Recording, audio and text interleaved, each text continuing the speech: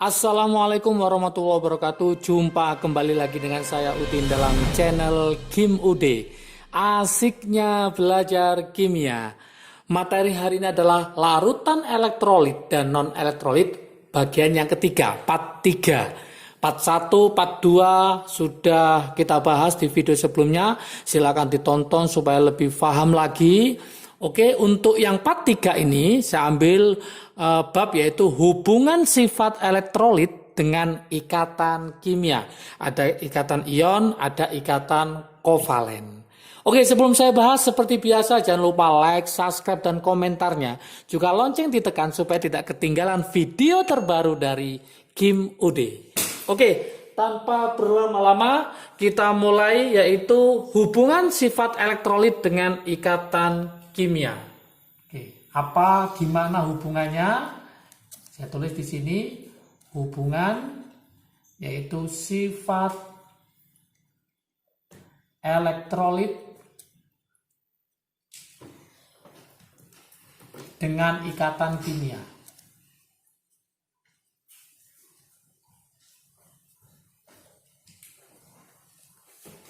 Oke. Ternyata nanti kita akan membahas senyawa, itu kita bagi menjadi dua kelompok besar. Ada namanya nanti senyawa ionik, ada nanti senyawa kovalen ya. Pertama kita akan membahas tentang senyawa ionik. Masih ingat teman-teman ya, senyawa ionik itu artinya apa? Yaitu terbentuk dari ikatan ion. Terbentuk dari ikatan ion. Oke. Ternyata pada senyawa ionik nanti ada dua pilihan bagi teman-teman semua. Ya, ada dua pilihan. Yang pertama, dia bisa berupa elektrolit. Juga bisa berupa non-elektrolit. Ini harus paham dulu. Kalau berupa elektrolit, maka dia harus dalam bentuk apa? Senyawa ioniknya harus dalam bentuk larutan. Yang kedua, bisa larutan, bisa lelehan. Kalau senyawa ionik yang berupa non-elektrolit nanti itu dalam bentuk padatan. Jadi kalau dalam bentuk padatan, dia tidak akan terionisasi, walaupun dia senyawa ionik, maka dia bersifat non-elektrolit. Oke, gimana trik asiknya untuk senyawa ionik? Masih ingat teman-teman trik asiknya? Trik asiknya bahwa senyawa ionik itu adalah namanya adalah senyawa garam. Jadi garam itu terbentuk dari logam ketemu non-logam. Sehingga ikatannya adalah ionik, senyawa garam. Contoh misalkan NaCl, natrium klorida, nanti dalam bentuk larutan yaitu Ag, maka dia akan mengantarkan listrik. Dalam bentuk lelehan, liquid L, lelehan, dia akan mengantarkan listrik, tapi dalam bentuk padatan solid, maka dia tidak akan mengantarkan listrik. Oke, yang kedua kita akan membahas yaitu senyawa kovalen. Sama, senyawa kovalen nanti akan kita bagi menjadi dua bagian. Yang pertama itu adalah senyawa kovalen polar. Oke, yang kedua adalah non-polar. Ada polar, ada non-polar. Polar, nanti kita akan membaginya menjadi dua. Ada yang nanti sifatnya adalah elektrolit, ada yang non-elektrolit. Jadi ada yang elektrolit, juga ada yang non-elektrolit. Oke, yang elektrolit maka bentuknya itu harus dalam bentuk larutan saja. Larutan. Kalau non elektrolit, nanti bisa bentuknya lelehan, itu dia tidak akan menghantarkan listrik. Yang kedua jelas padatan. Jadi dalam bentuk lelehan dan bentuk padatan untuk senyawa kovalen polar tidak akan menghantarkan listrik. Untuk nonpolar, untuk nonpolar maka kesimpulannya semuanya adalah senyawa non elektrolit. Ini harus paham semua. Senyawa non elektrolit. Senyawa kovalen, masih ingat teman-teman, yaitu terbentuk dari ikatan kovalen. Terbentuk dari ikatan kovalen. Ikatan kovalen dikenal nama lainnya adalah homopolar. Homo itu sama, homopolar, sejenis, yaitu non logam ketemu sama non logam. Kalau ikatan ion nama lainnya adalah heteropolar. Oke, supaya paham kesimpulan dari hubungan sifat elektrolit terhadap ikatan kimia, saya buatkan di sini trik asiknya, ya. Supaya nanti lebih paham lagi, saya tulis ini trik asiknya.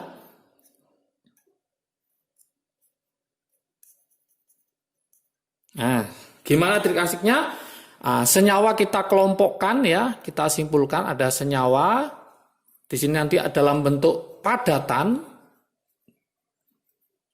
Kemudian dalam bentuk lelehan. Yang terakhir adalah dalam bentuk larutan. Jadi nanti ada padatan, ada lelehan, ada larutan. Senyawa nanti bisa berupa senyawa ionik,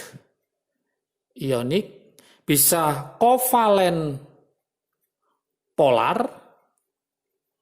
yang satunya adalah kovalen non polar. Oke. Dalam bentuk padatan, maka dia tidak akan menghantarkan listrik atau isolator, maka saya kasih pink gini.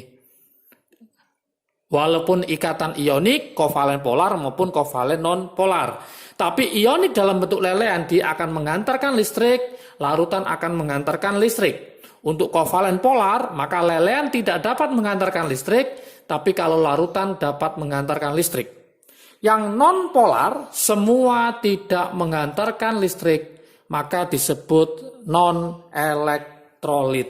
Oke, ini harus paham teman-teman semua, yaitu trik asiknya supaya lebih gampang, karena soal-soal ujian baik PAS atau ujian UN atau ujian yang lainnya, ya, UTBK, itu sering keluar perbedaan antara senyawa ionik, kovalen polar, kovalen non polar berdasarkan sifat elektrolitnya.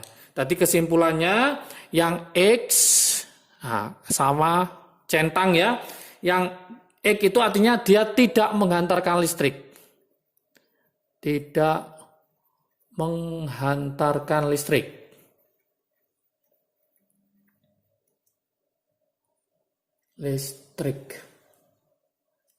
Kalau yang ini, yang centang, berarti dia menghantarkan listrik, konduktor, ya. Menghantarkan listrik. Oke, supaya lebih paham lagi, saya buatkan contoh soal di sini. Contoh soal, ya. Supaya lebih paham lagi. Gimana contoh soalnya? Tentukan, misalkan gitu, ya.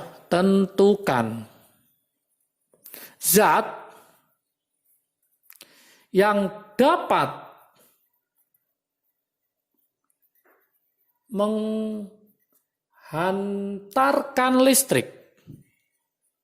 Jadi tentukan zat yang dapat menghantarkan listrik dari beberapa zat berikut. Dari beberapa zat berikut. Oke, yang pertama misalkan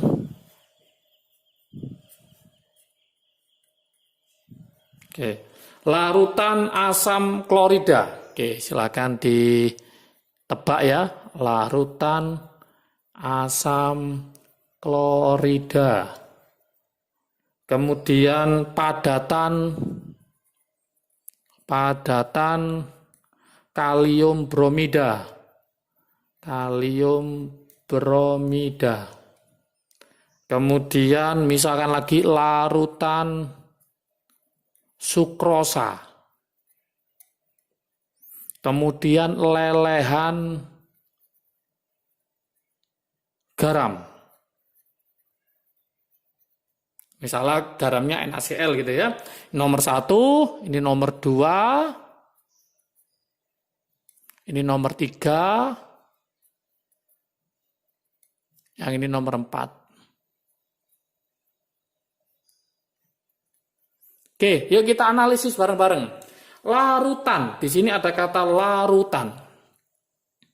Asam klorida itu rumusnya yaitu apa? HCl. Non logam ketemu non logam berarti ikatan kovalen dalam bentuk larutan. Kovalen polar dalam bentuk larutan, maka dia menghantarkan listrik. Maka oke. Ini ada kata padatan. Semua padatan tidak akan menghantarkan listrik. Maka ini sorry, dia tidak menghantarkan listrik. Larutan sukrosa. Sukrosa itu kovalen nonpolar ya, non elektrolit. Sukrosa adalah golongan gula, dia tidak akan menghantarkan listrik ya. Oke. Sorry. Tidak menghantarkan listrik. Lelehan garam. Semua ikatan ion terbentuk dari garam. Berarti lelehan garam merupakan senyawa ionik. Ionik dalam bentuk lelehan dia menghantarkan listrik. Berarti dia akan menghantarkan listrik. Sangat mudah sekali. Oke, contoh soal sudah saya berikan. Saatnya teman-teman bisa mengerjakan latihan soal. Latihan soal. Nanti yang sudah ketemu jawaban silakan taruh di komentar ya. Supaya saya tahu tingkat pemahaman teman-teman terhadap materi hubungan sifat elektrolit dengan ikatan kimia. Contoh soalnya sama ya. Nah, tentukan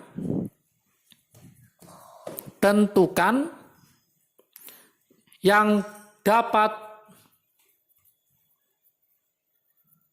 menghantarkan listrik.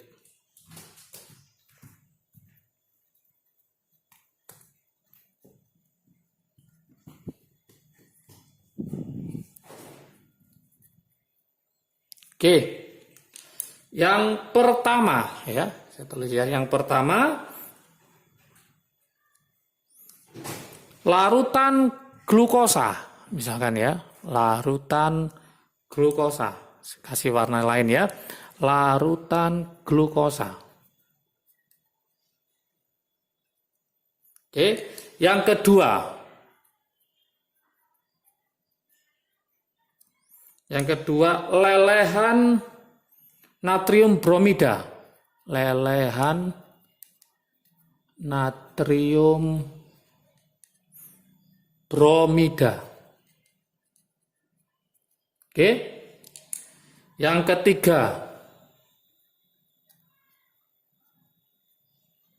Oke, yaitu larutan cuka. Larutan cuka.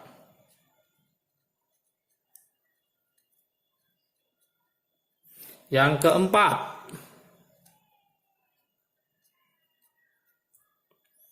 larutan asam sulfat ya, larutan asam sulfat.